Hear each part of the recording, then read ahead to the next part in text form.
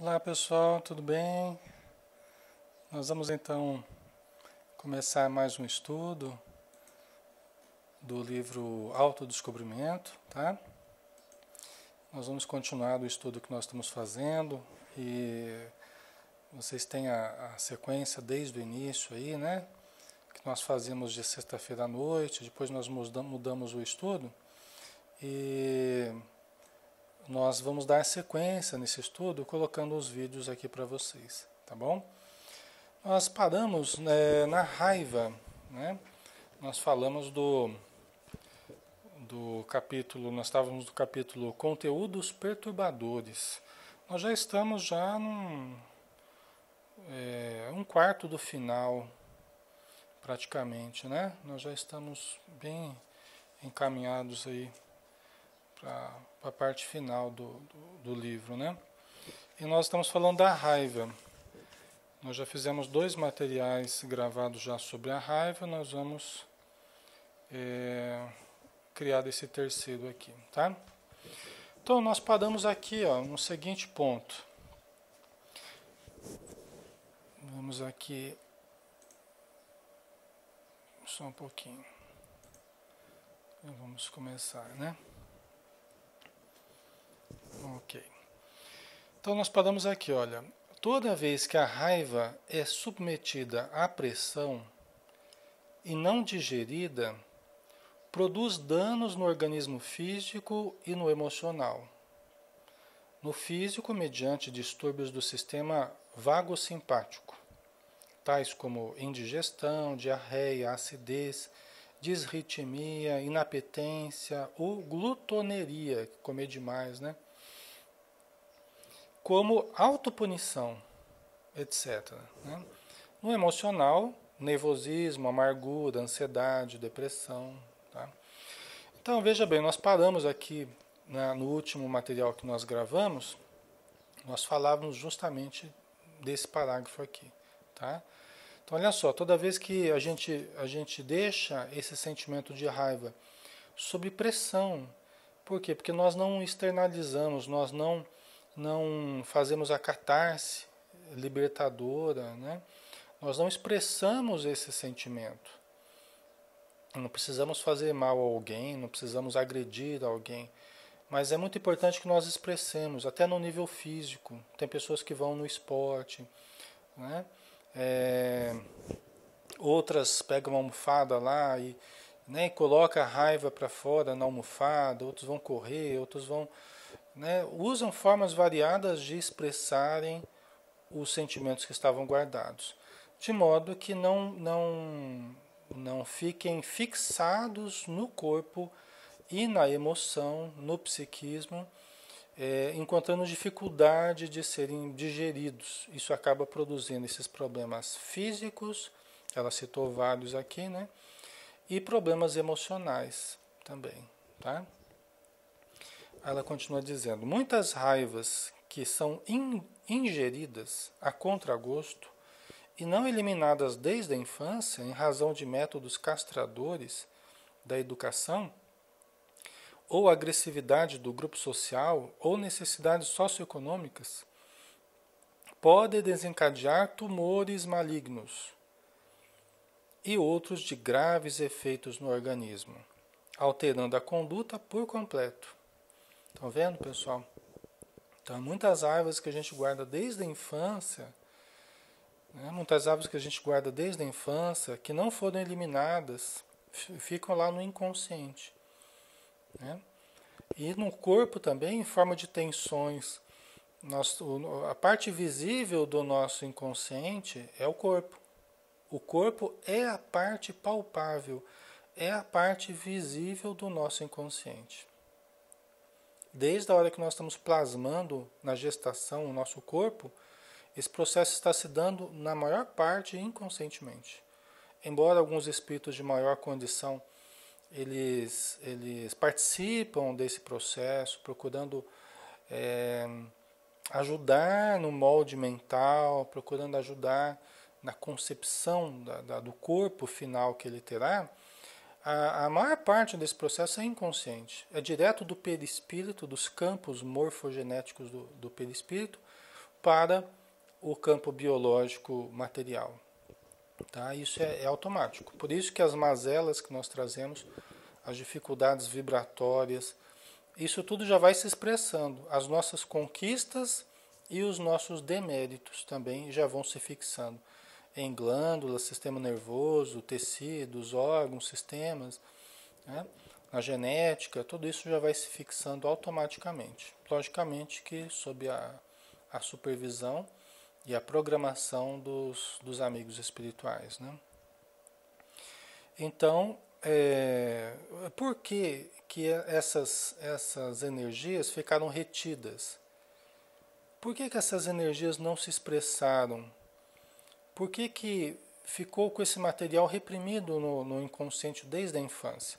Ela coloca algumas questões aqui. Por exemplo, em razão de métodos castradores da educação. Então, pais que se utilizam frequentemente de métodos castradores, tá? Onde a violência, a agressividade, a punição, a humilhação são constantes, né? Fazem parte do processo educacional, né? Dentro dessa família, dentro desse contexto, né? Então a criança ela vai aprendendo a reprimir os materiais, as situações que ela vive, os sentimentos que ela tem, ela vai aprendendo a reprimir. Por quê? Porque não encontra no ambiente a receptividade necessária para o diálogo, para a expressão do que ela quer expressar, o que ela precisa expressar.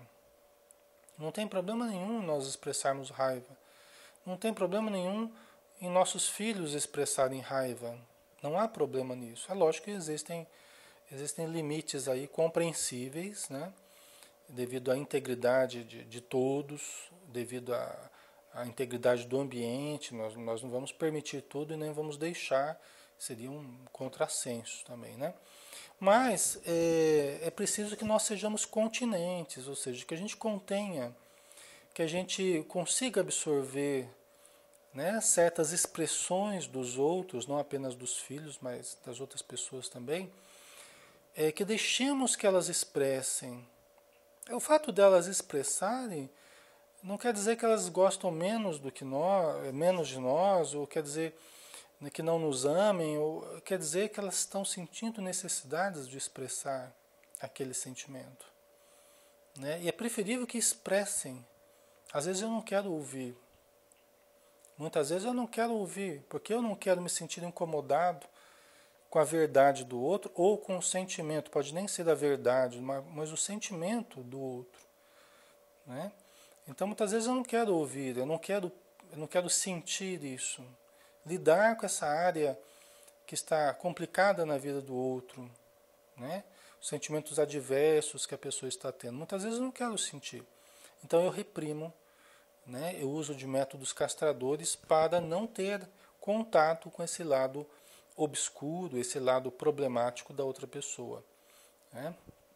Emmanuel chega a dizer, chega a chamar de áreas estercorárias das outras pessoas, né? Ele fala isso num dos livrinhos dele do Evangelho, né? De análise do Evangelho. Ele fala que muitas vezes nós não queremos lidar com as áreas estercorárias das outras pessoas, né?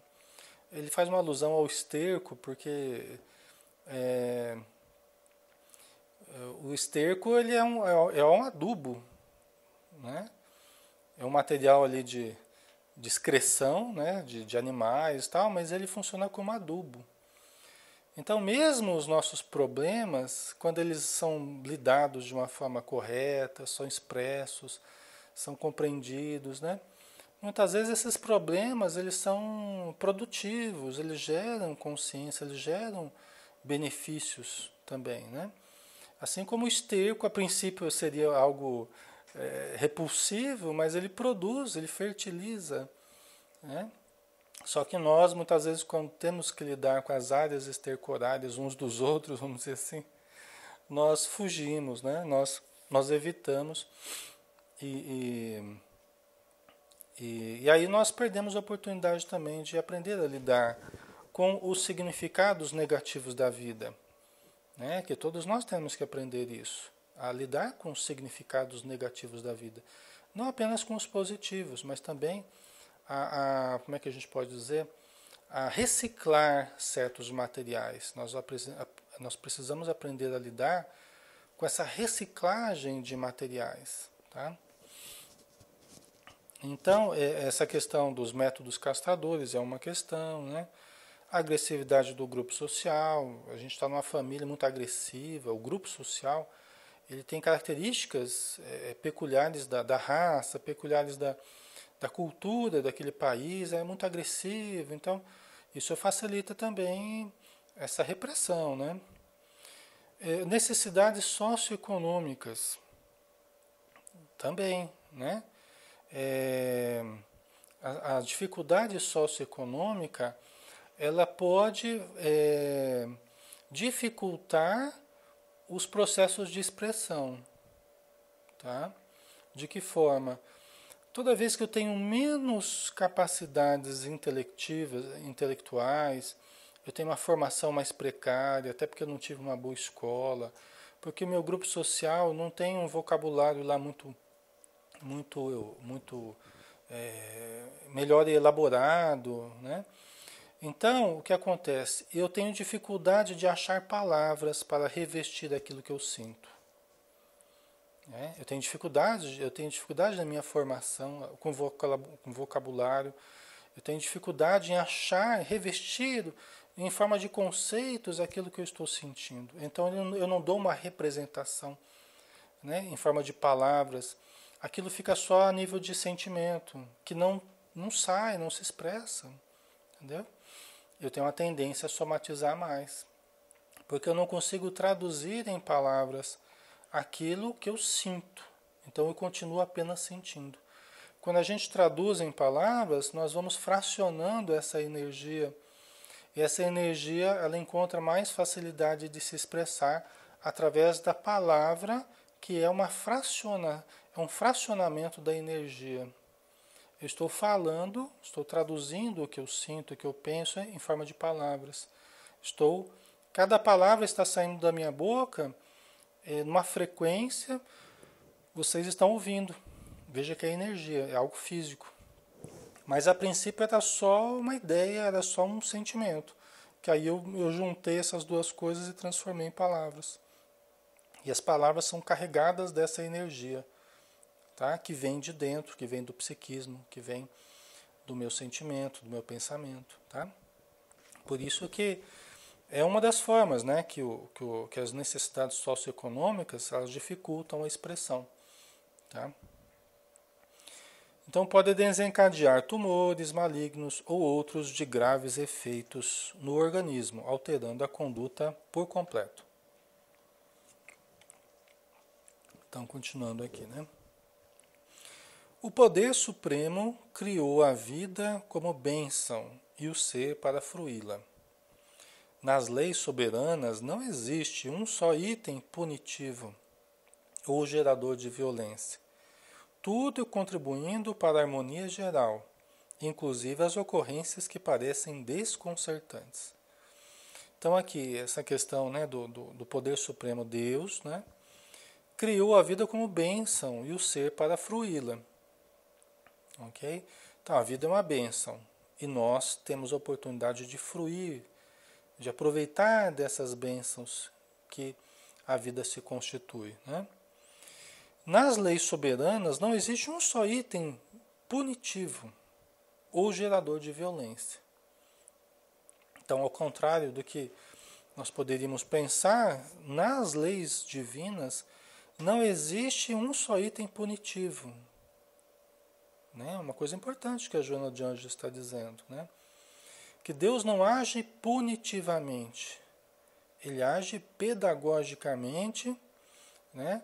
Utilizando-se de recursos que as suas leis expressam, a lei de causa e efeito, né? Em que a dor funciona, sim, não como punição, né?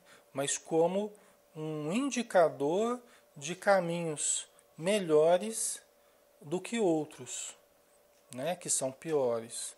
Por exemplo, a dor, ela acompanha todo o processo evolutivo, né? A dor, ela acompanha como expressão de desconforto. Quando nós vamos para um lado ao invés de ir para o outro, quando nós tocamos uma determinada planta espinhosa, quando nós colocamos a mão no fogo, quando nós temos atitudes que colocam em risco a nossa integridade física, a princípio, né? No processo evolutivo, a princípio física, né? Quando nós colocamos em risco a nossa integridade física, a dor surge como medida cautelar, como medida de cautela, como medida de prudência, de autoproteção, para que nós não prejudiquemos as nossas estruturas orgânicas, né? Depois, no campo moral, também continuará esse fenômeno. Só que agora no campo comportamental, no campo sentimental, no campo mental, emocional, moral, né? Nós vamos entrar não apenas no campo físico, mas agora no campo intelecto-moral, né, emocional. E toda vez que nós colocarmos em risco também a nossa integridade, né, a nossa saúde psíquica, alguma coisa vai nos alertar, né? Alguma dor vai surgir, não como punição, mas como uma demonstração indicativa que não é por ali. Né? Você vê que Deus foi tão misericordioso que deu um roteiro para a gente, deu uma percepção para a gente, deu uma inteligência, uma capacidade de escolher, e ao mesmo tempo colocou um indicativo para a gente, né? Colocou uma direção para a gente, para a gente se orientar, aprender a lidar com o livre-arbítrio. Nós estamos exercitando o nosso livre-arbítrio, né? Só que como nós somos ainda muito iniciantes no livre-arbítrio, ele colocou, quer dizer, continua a questão da dor como um alerta, né? Fala, olha, não é por aí, tá frio, tá quente, né? Tá esquentando, né? Você está chegando no ponto certo, ou você está chegando no ponto errado. Então esses indicativos vão nos alertando do que funciona e do que não funciona. Toda vez que nós agimos de forma leviana, de forma descuidada, né, em coisas importantes para nós, para os outros, o que vai acontecer é que nós sentiremos isso em nós. Haverá alguma repercussão, né? Ou uma preocupação que vai gerar a nossa consciência nos alertando, ou uma sensação de desconforto. Ixi, aquilo que eu falei não foi legal, gerou um desconforto em mim. Eu fiquei com uma sensação estranha, parece que não teve uma boa energia. São alertas de que o caminho não é aquele. Mas nós podemos perceber e mudar. Nós podemos perceber e alterar o nosso caminho, né? Por isso que Deus colocou esse indicativo aí para que nós pudéssemos nos auto-perceber. E nos auto-percebendo, mudando certos comportamentos, né? Mas não é de caráter punitivo, né? Ou gerador de violência. A lei divina não age violentamente, punitivamente, né? Tudo contribuindo para a harmonia geral, inclusive as ocorrências que parecem desconcertantes. Até mesmo as ocorrências desconcertantes, né? Não são punições, não são agressões, são sinais que a vida vai dando para que nós percebamos melhor as nossas necessidades, né? E saibamos nos direcionar melhor. Ok? Então vamos continuar. Diante da raiva, é necessária a aplicação do antídoto equivalente para dela liberar-se. Diante da raiva, é necessária a aplicação do antídoto equivalente para dela liberar-se. Quer dizer, você sentiu a raiva, você processou aquela situação sentindo esse sentimento de raiva, né? Nós temos que aplicar certos recursos para nos liberarmos desse sentimento. Muitas técnicas do Rolfismo, Rolfing, não conheço profundamente, mas já fiz um pouquinho uma vez num congresso aí que eu participei de terapias bioenergéticas, né? O Rolfing é uma prática física é, de respiração, de certos movimentos físicos específicos, né? Do Rolfing, né? Junto com a respiração, que são recursos bioenergéticos. Tá? Trabalha essa relação do nosso corpo, né? A nossa energia, o psiquismo junto com essa relação do corpo. Né? Então, bem interessante. Ela coloca aqui o Rolfing, né? O Rolfismo, né? Da psicologia, merecem ser utilizadas de forma que não se transforme em ressentimento, por ficar arquivada intacta à espera do desforço. Né? Não adianta o perdão externo e a aparência, mas a sua eliminação, assim como dos seus efeitos. Por que ela cita o Rolfing, né, junto com essa questão da raiva? Tá? Porque as práticas físicas, elas são muito importantes para trabalhar o conteúdo físico dos nossos sentimentos. Né?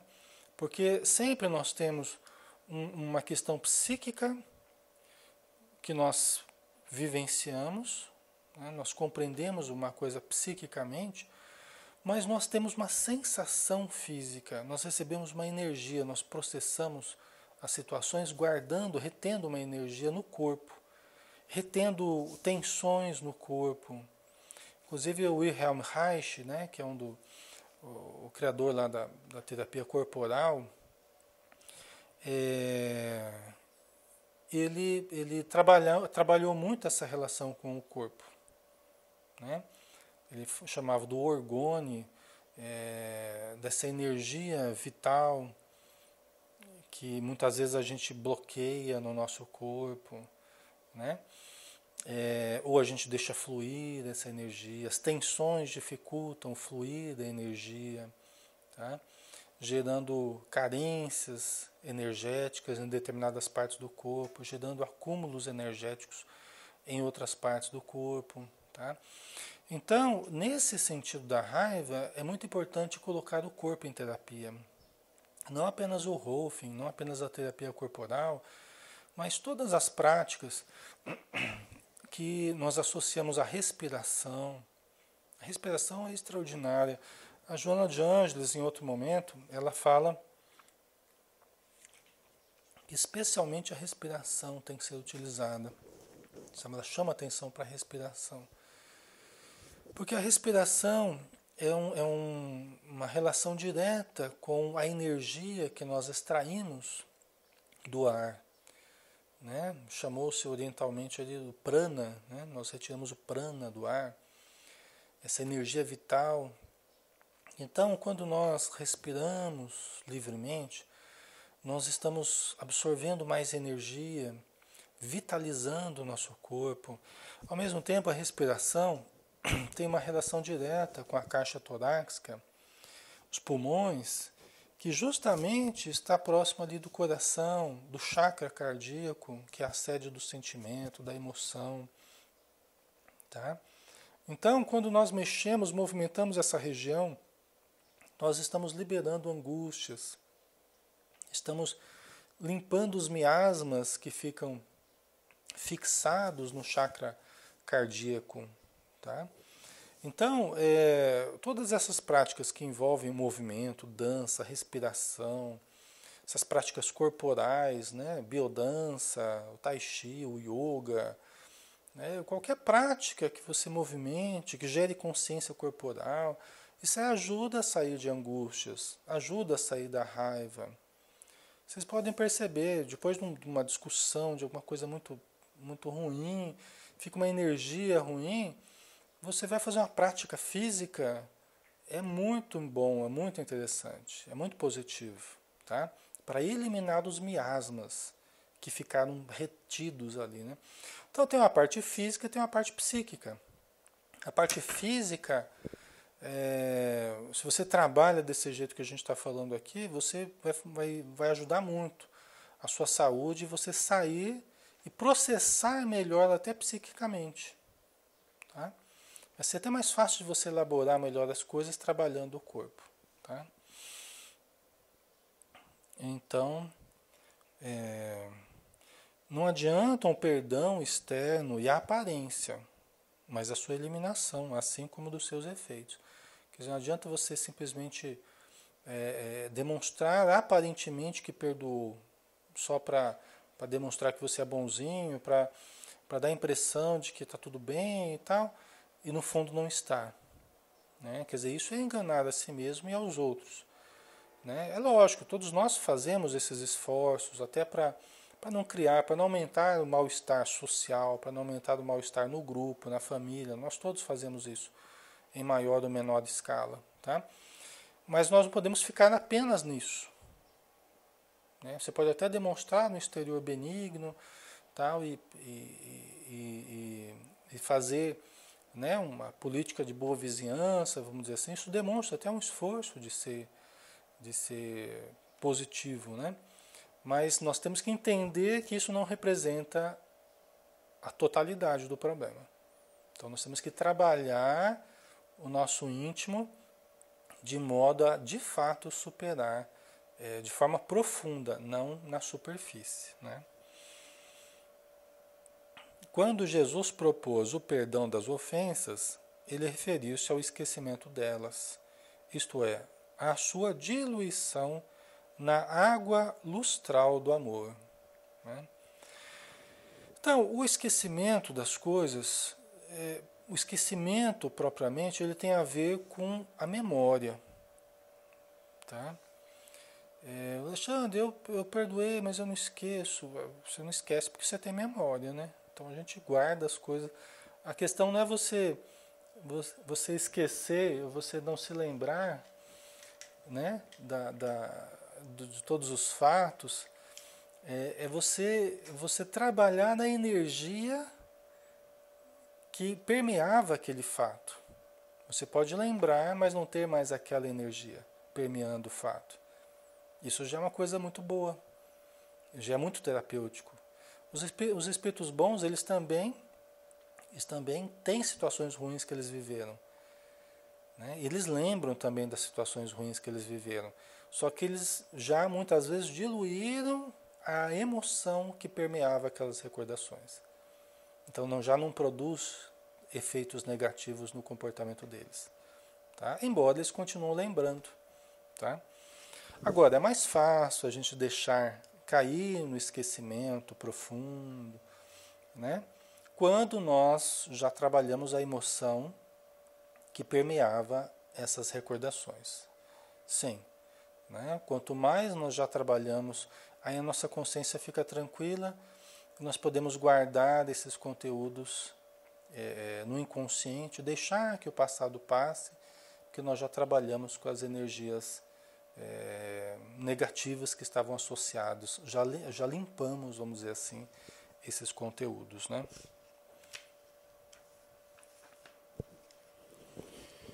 Muito bem, pessoal, nós vamos dar uma paradinha por aqui, depois no próximo material a gente continua, tá bom? Para a gente terminar aqui essa parte relativa à raiva, tá? Um forte abraço a todos, fiquem com Deus.